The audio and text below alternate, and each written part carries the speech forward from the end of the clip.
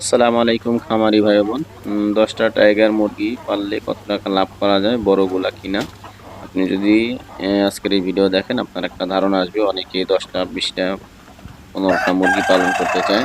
তার কি পরিমাণ খরচ হবে, কি পরিমাণ জায়গা লাগবে, কয় টাকা ব্যয় হবে, কত টাকা প্রতিদিন আয় হবে, সংকীর্ণ ভিডিওতে বলার চেষ্টা করব ইনশাআল্লাহ। অল্প সময়ের মধ্যে আপনি যদি ১০টা রানিং প্যারেন্টস নেন কারো কাছ থেকে, যারগুলো আসলে যেই ডিম পারছে অথবা কেবল পারতেছে, এরকম শুরু করছে, এরকম প্যারেন্টস নিতে হবে আপনার। ডিম পারতে শেষ হয়ে গেছে এরকম প্যারেন্টস নিলে হবে না। যেগুলো আসলে শুরু করছে, যদি আপনার কাছ থেকে দাম একটু বেশিও নেয় তারপর এরকম প্যারেন্টস নিতে হবে। আপনার ১০টা প্যারেন্টসের জন্য সর্বপ্রথম যে জায়গাটা লাগবে, আপনার ১৫ ফিট ২০ ফিট স্কোয়ার একটা জায়গা লাগবে।